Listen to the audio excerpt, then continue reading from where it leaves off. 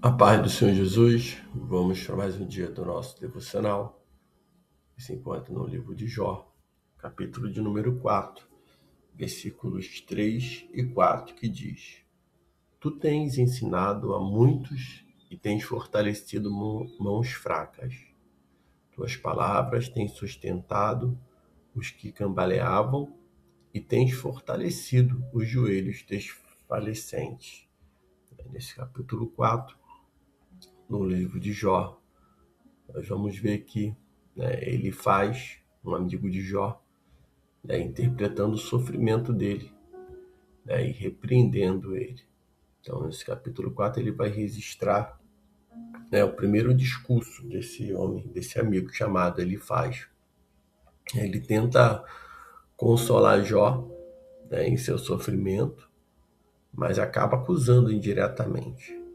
Nós vamos ver aqui que o texto ele nos ensina sobre a fragilidade humana, e o perigo de julgar os outros precipitadamente em seus momentos de dor. Mesmo com boa intenção, nós vamos ver que ele faz, tentando ajudar, boa intenção, porém, ele não vai fazer a leitura correta daquilo que Jó está passando. E em algum momento esse discurso ele vai falar sobre todo esse sofrimento, sobre tudo que Jó está passando, porém com uma visão humana e não com algo revelado pelo Senhor. Vamos ver aqui, versículo 1 ele diz: Então ele faz, o temanita respondeu: Se alguém tentar falar-te alguma coisa, ficarás ofendido? Mas quem pode conter as palavras? Tu tens ensinado a muitos e tens fortalecido as mãos fracas. Tuas palavras têm sustentado os que cambaleavam e tens fortalecido o joelho dos desfalecentes. Mas agora que chegou a tua vez, tu te perturbas e ao ser atingido te desanimas. Essa palavra é mediante o discurso de Jó, amaldiçoando o dia do seu nascimento por causa do sofrimento. Vamos ver que nesse discurso de Eliafaz há um contraste com o passado. Então, ele inicia reconhecendo que o passado de Jó, era um homem, no passado ele era um homem que fortalecia os desanimados, ajudava os fracos. No entanto, ele questiona, porque o próprio Jó desanima tão facilmente agora que a dor chegou à sua vida.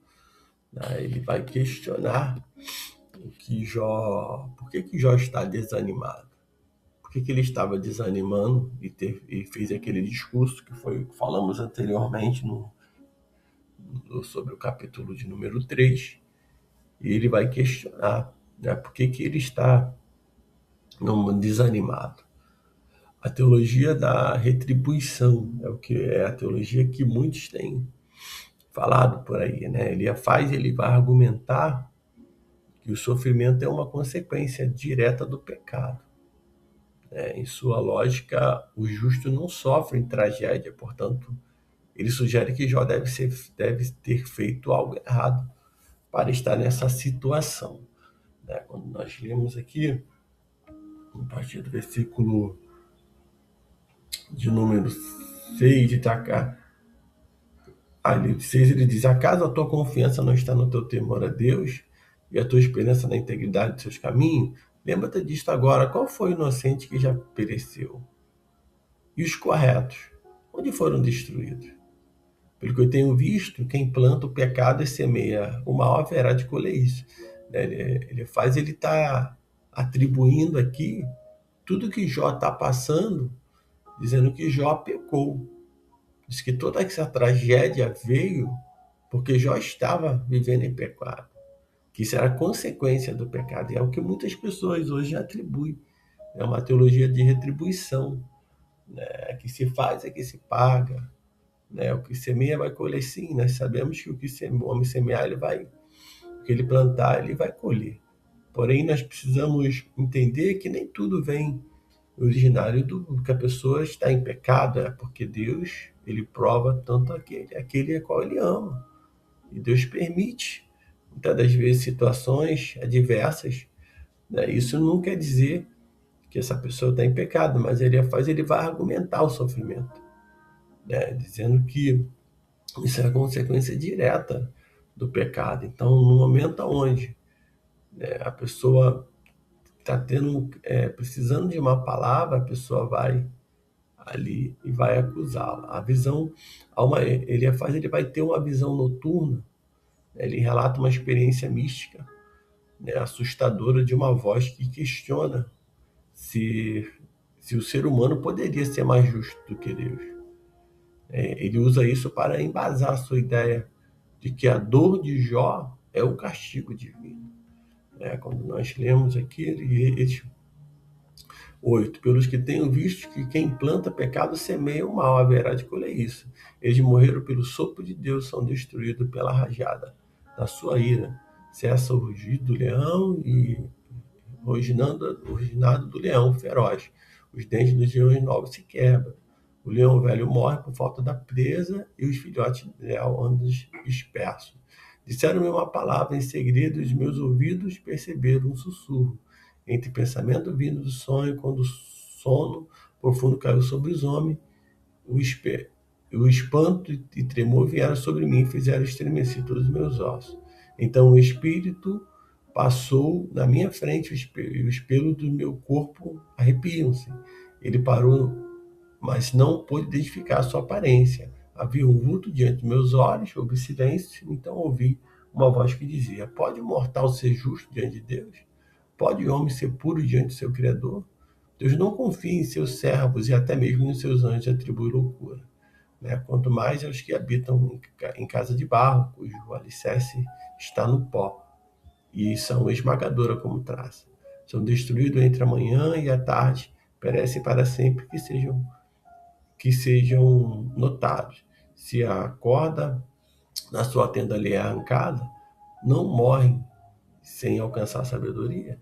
Ele está aqui atribuindo que um espírito, então um espírito, e esse espírito, muitas das vezes, não é o espírito de Deus. A visão, muitas das vezes, que muitos têm, está atribuindo uma visão de Deus, não é uma visão de Deus. Ele vive uma experiência mística, né? Algo assim assustador, né? Uma voz que questiona o ser humano se ele poderia ser justo, né? Mais justo que Deus. Isso ele vai usar para embasar uma ideia de que a dor de Jó é um castigo divino. Então, nem que muitas coisas que têm sido ensinado e falado que é de Deus, não é de Deus. Então precisamos examinar tudo, retendo bem, e precisamos ter o discernimento de espírito para que nós não venhamos ser enganados, né? Não vamos ainda como é e como não consolar os que sofrem, né? Talvez seja uma pergunta, algo que, né, nós precisamos saber o que nós vamos falar para consolar aqueles que estão sofrendo, né, e também o que não falar para consolar essas pessoas. Então, a atitude ele faz, ele ilustra como pessoas bem intencionadas podem ferir quem já está machucado, né? Ao invés de oferecer empatia e presença, né, ele tenta explicar o sofrimento com respostas duras e julgamento, né? Muitas das vezes, se não tem o que falar, é melhor ficar calado. Porque até mesmo nós podemos, até no momento de oração, ferir alguém que está machucado, alguém que está enfermo, alguém que está precisando de uma cura, alguém que está passando por um processo. Então, ao invés de ele oferecer ali, ele faz oferecer empatia, né? E ele está com a sua presença, ele vai tentar explicar, né, com resposta dura, julgando ali, né, Jó, pelo que ele estava passando e atribuindo tudo isso ao pecado. Bem, sabemos que a vida ela é frágil, né? A comparação do homem com uma casa de barro, quando ele, lá no versículo 19 nós lemos, né, vai nos lembrar da nossa dependência de Deus e de nossa finitude. Isso deve gerar humildade e não soberba diante da dor alheia, né? Isso, em vez de gerar algo, né, de uma dependência total de Deus, isso, para ali, quando ele fala, está gerando algo, né, que é a soberba diante da dor ali alheia, apontando, acusando. Então, o perigo de julgar o invisível. Todas as vezes nós não estamos vendo. É um erro comum, né? Tentar medir a espiritualidade de alguém pelas circunstâncias. Mais tarde a Bíblia ela relata que a ira de Deus se acendeu contra ele faz, né? Justamente porque ele não falou a verdade sobre o sofrimento de Jó. Então que nós possamos ter cuidado com as nossas palavras, né? Com nossos discursos, com aquilo que nós atribuímos como algo simples para alguém, fácil para alguém, mas quem está passando no processo, somente aquele que está passando, ele sabe do que está passando. Então, quando não tiver uma palavra, a melhor coisa é ficar calado, ou orar para essa pessoa, pedir sabedoria ao Senhor, para poder aconselhar, para poder ensinar, para poder instruir, né, para poder consolar. Então, nós devemos ter cuidado como não consolar, não consolar os que sofrem, né?